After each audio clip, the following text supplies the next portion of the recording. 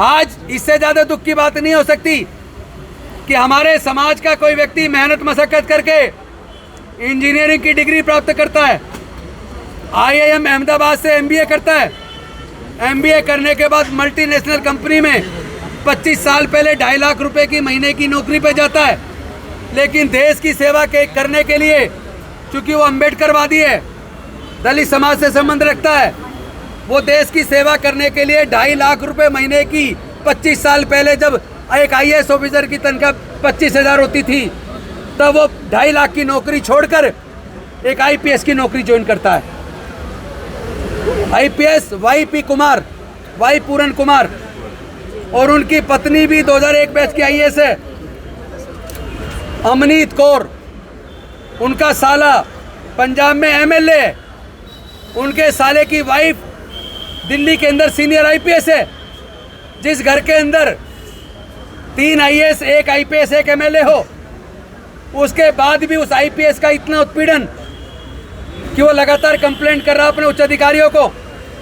उसका उत्पीड़न उसका खुद का DGP कर रहा है, बाकी के वरिष्ठ अधिकारी कर रहे हैं, और वो कंप्लेंट ऊपर दे रहे हैं, लेकिन उसकी कंप्लेंट पे कोई कार्रवाई नहीं होती।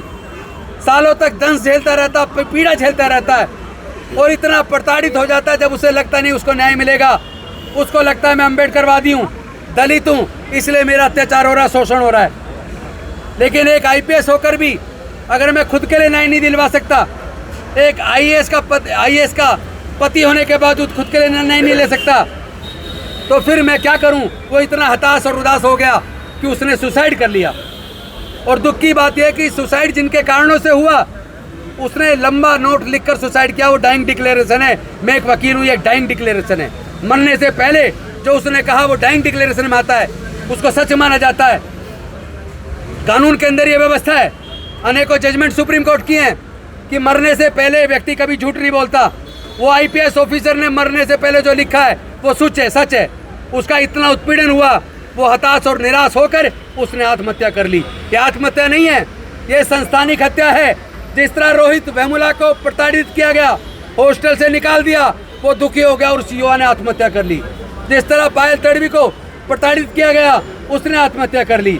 उसी प्रकार इस IPS ऑफिसर ने प्रताड़ना से दुखी होकर दुखी मन से आत्महत्या की है। और उधर उत्तर प्रदेश के अंदर जंगल राज चल रहा है। हरिओम वाल्मीकि को भीड़ ने इकट्ठे करके मार दिया। ना कोई जांच, ना पुलिस, ना न्यायालय। बीजेपी की सरकारों में न जांच की जरूरत, न न्यायालयों की। आपको याद होगा आज की राष्ट्रपति द्रौपदी मुर्मू जी जो आदिवासी समाज से आती हैं, वो दिल्ली के हौज खास के जगन्नाथ मंदिर में गई। मंदिर में उनको गर्भगृह में नहीं जाने दिया। और जब हम सब ने इस पे आवाज़ उठाई, भानु जी भी उधर पीछे खड़े हैं, एडवोकेट साहब, हम सब ने मिलकर आवाज़ उठाई, रतनलाल जी ने, जितने भी समाज के लोग हैं सब ने आवाज़ उठाई। तो उस ब्राह्मण ने, उस पुजारी ने एक बयान दिया। उसने कहा कि हमने राष्ट्रपति को नहीं बुलाया, हम जिसको वर्ण करते हैं केवल उसको मंदिर में जाने देते हैं। एक आदिवासी राष्ट्रपति को मंदिर में नहीं जाने दिया। इससे पहले रामनाथ कोविंद, एक दलित राष्ट्रपति, उनको भी मंदिर में नहीं जाने दिया। तो मैं पूछना चाहता हूँ, क्या दलित समाज हिंदू नहीं है? मुझे तो लगता है इनके वर्ण व्यवस्था के हिसाब से हम हिंदू नहीं है, इनके मनुस्मृति के हिसाब से अछूत हिंदू नहीं है। इसीलिए हमारा रोज आए दिन प्रताड़ना हो रही है, गला छूने पर हत्या हो रही है, मूछ रखने पर हत्या हो रही है, खुलेआम हमारी बहन बेटी की इज्जत लूट के सामूहिक बलात्कार करके उसकी हत्या कर दी जा रही है। हमारे सुप्रीम कोर्ट के चीफ जस्टिस पे जूता फेंका जा रहा है।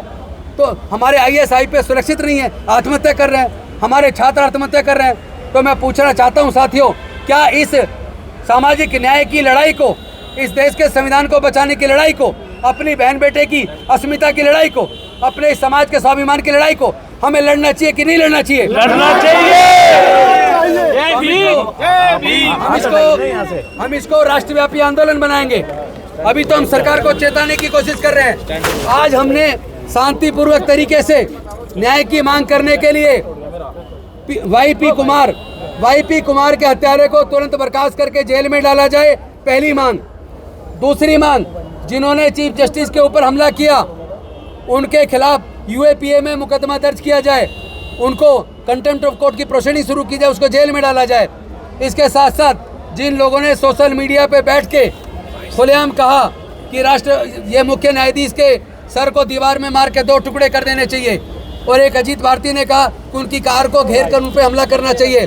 उनके खिलाफ UAPA में मुकदमा दर्ज करके, नेशनल सिक्योरिटी का मुकदमा दर्ज करके NSA के द्वारा जांच करा के उनको भी जेल भेजा जाना चाहिए। लेकिन दुख की बात है, उनकी जमानत करवा ले बीजेपी के लिए प्रवक्ता जाते हैं। और सबसे बड़ी दुख की बात है, पिछले 10 सालों में लगातार दलित उत्पीड़न के मामले में उत्तर प्रदेश की सरकार नंबर 1 पे उत्तर प्रदेश में सबसे ज्यादा उत्पीड़न है। NCRB का डाटा बताता है अकेले उत्तर प्रदेश के अंदर पूरे देश के होने वाले दलित उत्पीड़न का 26.2% दलित उत्पीड़न के केस अकेले उत्तर प्रदेश में हो रहे हैं।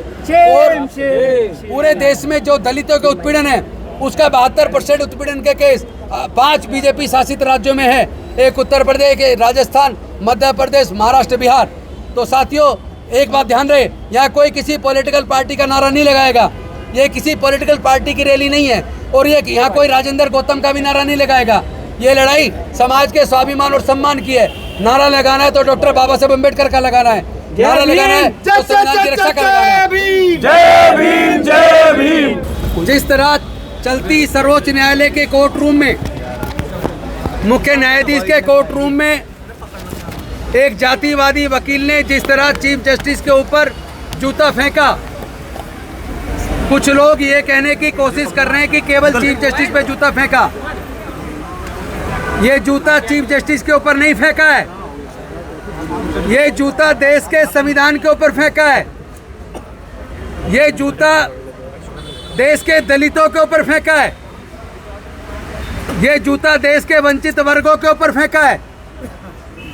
ये लोग खुलेआम ये कह रहे हैं कि तुम लोग जूता बनाते थे, तुम लोग कूड़ा उठाते थे, तुम लोग मजदूरी करते थे, तुम लोग हमारी मार खाते थे, तुम लोग हमारी जूठन खाते थे। आज डॉक्टर अंबेडकर ने तुम्हारे हाथ से जूता छीन के, झाड़ू छीन के तुम्हारे हाथों में कलम पकड़ा दी और उस कलम के दम पर आज तुम राष्ट्रपति भी बन गए, तुम मुख्य न्यायाधीश भी बन गए, तुम IAS और IPS भी बन गए, बड़ी बड़ी कुर्सियों पे पहुंच गए, डॉक्टर, इंजीनियर, जज, कलेक्टर, साइंटिस्ट, प्रोफेसर बन गए। और ये सब डॉक्टर बाबा साहेब अम्बेडकर की जो कलम है और जो संविधान है उसकी वजह से बने हो। तो वो ये कह रहे हैं कि तुम चाहे राष्ट्रपति बन जाओ, चाहे तुम मुख्य न्यायाधीश बन जाओ, पर तुम्हारी, हमारी नज़र में तुम्हारी औकात जूते से ज़्यादा नहीं है। हम तुम्हारे हाथ से जूता, कलम छीनकर जूता पकड़ा देंगे। और ये हमला केवल संविधान पे नहीं है, ये वॉर अगेंस्ट ए कम्युनिटी है, ये वॉर अगेंस्ट स्टेट है, ये तो खुद सरकार पे हमला है। दुख की बात यह है कि सरकार भी इसमें शामिल है। अगर मुख्य न्यायाधीश ने उसको माफ़ भी कर दिया, मैं पूछना चाहता हूँ, क्या सुप्रीम कोर्ट पे हमले को माफ़ किया जा सकता है? नहीं।